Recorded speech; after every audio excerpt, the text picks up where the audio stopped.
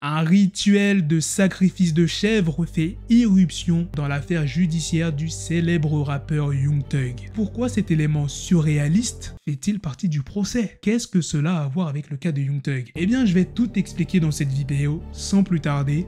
Let's go pour les news. Le nouvel album de Travis Scott, Utopia, a fait une entrée fracassante sur la scène musicale internationale. Sorti le vendredi 28 juillet, Utopia est le quatrième album studio de Travis Scott, succédant à Astroworld, sorti en 2018, Bird in the Trap, sorti en 2016, et Rodeo en 2015. En moins de 24 heures après sa sortie, Utopia s'est hissé à la première place du classement Apple Music dans 126 pays, soit plus de la moitié des États du monde. Travis Scott a également atteint la première place du classement des artistes sur Spotify dans 40 pays. L'album a été écouté plus de 128 millions de fois sur Spotify, ce qui en fait le 5e meilleur démarrage de l'histoire de la plateforme de streaming.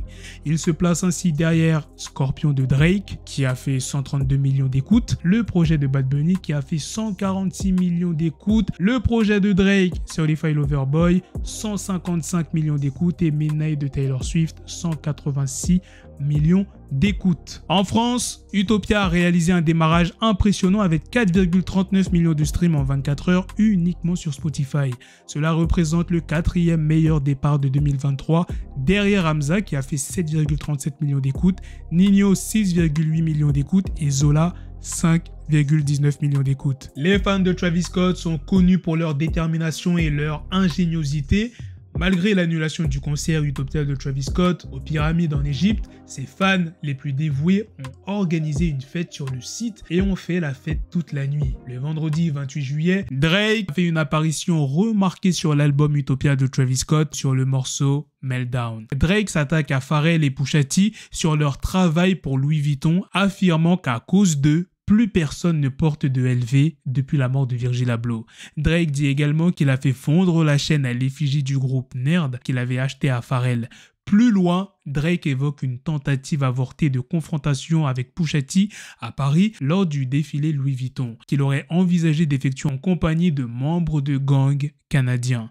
Cependant, un procès lancé par Vogue l'aurait empêché de mettre son plan à exécution. On peut s'attendre à ce que Pusha T ne laisse pas passer ses provocations sans réagir. Big Flo et Oli, le duo de rappeurs français, ont récemment partagé une expérience mémorable lors de leur passage à New York. Ils ont eu l'occasion de rencontrer le célèbre rappeur canadien Drake à la fin de l'un de ses concerts au Madison Square Garden, un lieu emblématique de la scène musicale. Lors de cette rencontre, les deux frères ont offert à Drake un cadeau très spécial, l'un de ses premiers carnets de rimes datant de son adolescence. Ce carnet avait été acquis par Oli lors d'une vente aux enchères pour la somme de 35 000 $ qu'il avait ensuite offert à son frère Big Flo pour son anniversaire. Depuis, Big Flo avait conservé ce carnet précieusement sans jamais imaginer qu'il aurait un jour l'occasion de le remettre en main propre à Drake. Les deux frères ont partagé ce moment émouvant sur leur compte Instagram, racontant comment ils ont remis le carnet à Drake sans rien demander en retour. Ils ont également mentionné avoir eu une longue conversation avec le rappeur canadien dans les coulisses du Madison Square Garden. Drake, touché par ce geste, a partagé une photo du carnet de rimes sur sa story Insta en prenant soin de mentionner Big Flo et Oli pour les remercier de ce cadeau. Les gars, profitez-en, en ce moment c'est les soldes d'été chez We Are Chez Nation. Il y a énormément de réductions, que ce soit pour des chaînes, des bracelets, des montres, des pendentifs, des bagues, des boucles d'oreilles et il y a des bijoux pour les femmes. Si tu veux faire plaisir à ta copine, ta soeur, ta mère, eh bien c'est le bon moment. Et s'il n'y a rien qui te plaît, tu as la possibilité de créer ton bijou sur mesure. Et bien évidemment, vous avez 30% de réduction avec mon code promo BLACKTRAP30 tout en majuscule sur l'ensemble du site. La livraison est gratuite dans le monde entier. Donc peu importe où tu es. Et pour ce qui est des moyens de paiement, tu as le choix. Tu peux payer en Apple Pay, ShopPay ou bien PayPal. Moi je te le conseille, comme ça tu peux payer en 4 fois sans frais. Un membre de YSL a été arrêté l'année dernière lors d'un rituel de sacrifice de chèvre. Et l'avocat de Young Thug souhaite que cette information soit retirée du procès RICO de YSL. Dans une mise à jour étrange du procès RICO de YSL en cours, l'avocat de Young Thug, Brian Steele, a déposé une motion pour faire retirer du procès les preuves d'un rituel de sacrifice de chèvre. Selon les documents obtenus par XXL, l'avocat de Thug a déposé des documents judiciaires le jeudi dernier, donc le 27 juillet, pour faire retirer du procès les détails de l'arrestation de Shannon Stillwell, co-accusée de YSL en mars dernier. Les documents judiciaires ont révélé que le 17 mars 2022, la police a arrêté Stillwell pour meurtre à East Point en Géorgie alors qu'il était en plein milieu d'une cérémonie religieuse qui impliquait le soi-disant sacrifice de chèvres. Still soutient qu'il ne voit aucune raison légale, admissible et appropriée d'insérer le service ou bien les croyances religieuses de M. Stillwell dans le procès de Thug. Il souhaite donc que l'information soit retirée. Young Thug et son avocat demandent une audience immédiate avec le juge du comté de Fulton, Ural Glanville, pour discuter de la motion.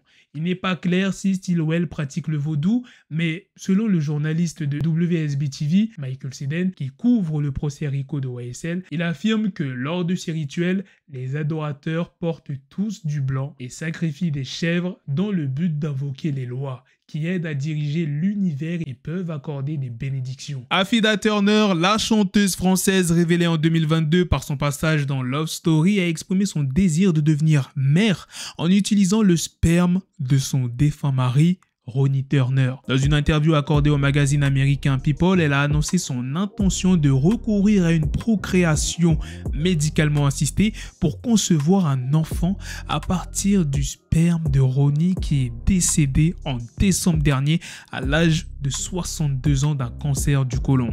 Affida Turner, qui a maintenant 46 ans, espère tomber enceinte grâce au sperme que son mari avait congelé, un cadeau d'anniversaire qu'il lui avait fait l'année précédente.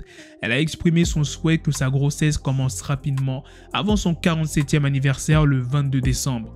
Ce procédé est autorisé aux États-Unis mais reste interdit en France, comme l'a confirmé une décision de la Cour de cassation du 22 juin 2010. Dans l'interview, Affida Turner a également partagé la douleur qu'elle ressent depuis le décès de Ronnie en décembre, suivi de la mort de sa belle-mère, Tina Turner, en mai, à l'âge de 83 ans. Elle a décrit sa vie à Los Angeles comme un cauchemar et a expliqué son départ précipité pour l'Égypte. Elle a déclaré « C'est très triste que Ronnie soit mort. Et sa mère, 6 mois plus tard. C'est très dur pour moi. Parce que les gens ne voient que la musique ou les photos, mais lorsque je rentre chez moi, je crie le nom de ces êtres chers. Ça ne partira jamais. On ne veut pas affronter ça dans la vie. Je souffre et mon cœur est détruit. » Voilà les gars, c'est la fin de cette news, c'est aussi la fin de cette vidéo. Dites-moi dans les commentaires qu'est-ce que vous en pensez de toutes les news que je vous ai présentées dans cette vidéo. Sur ce, on se donne rendez-vous très prochainement pour d'autres vidéos news. Prenez soin de vous la famille. Peace.